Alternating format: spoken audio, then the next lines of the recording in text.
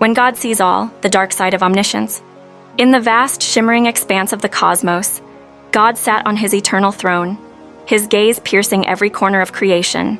For millennia, he had reveled in the beauty of his handiwork, delighting in the growth of civilizations, the love of families, and the resilience of the human spirit. But omniscience was a double-edged sword. To see all was not just to witness love, joy, and creation, but also to endure hatred, suffering, and destruction. For centuries, God had watched humanity commit atrocities in his name, twisting sacred teachings into weapons of war and oppression. He had seen children cry out in despair, their voices drowned by the apathy of the world. He had witnessed the birth of every lie, the seed of every betrayal, and the bitter fruits they bore. Each act of cruelty, no matter how small, rippled through time, leaving scars on his divine heart. One day, amidst the infinity of time, a unique prayer reached him. It came not as a whisper of hope or a plea for mercy, but as a challenge. It was from Jonah Grayson, a brilliant but disillusioned scientist who had dedicated his life to debunking the concept of God. "If you exist," Jonah said aloud, his voice tinged with bitterness, "then why do you allow such suffering? Why create a world where pain outweighs joy? Show yourself and explain your reasoning, or forever lose the right to be worshipped." Intrigued, God decided to answer. He appeared before Jonah, not as a blinding light or an overwhelming presence, but as an unassuming man with kind eyes and a soft smile. Jonah staggered back in shock. "Who are you? Who do you think I am?" God replied calmly, "You can't be." Jonah muttered, "No, this is a hallucination." "Ask your questions," God said. "You've waited a lifetime for this moment." Jonah's scientific mind wrestled with the impossibility of the situation, but his heart, fueled by years of anger and doubt, took control. "Why do you let evil exist? If you're all-powerful, why not stop it?" God sighed deeply. "Do you truly believe that I enjoy watching suffering?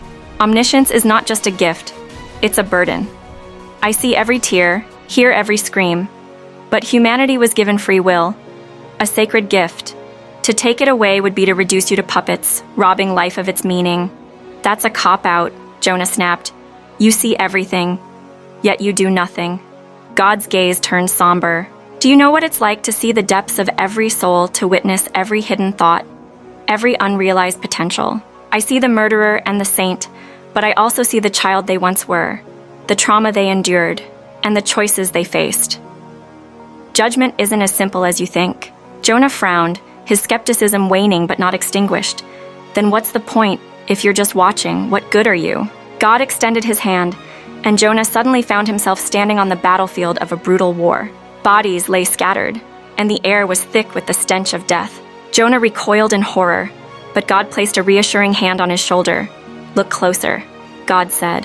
Jonah watched as a young soldier, trembling with fear, knelt beside a wounded enemy. Instead of finishing him off, the soldier tore a strip from his uniform to bandage the man's wounds. Across the field, a woman risked her life to shield a child from flying debris. Amidst the chaos, there were sparks of humanity, acts of courage and kindness that defied the darkness.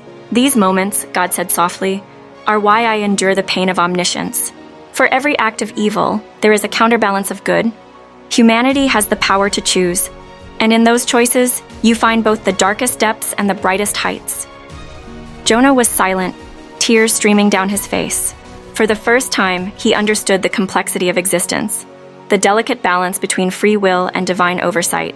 As God prepared to leave, Jonah called out, "Will you ever stop the suffering entirely?"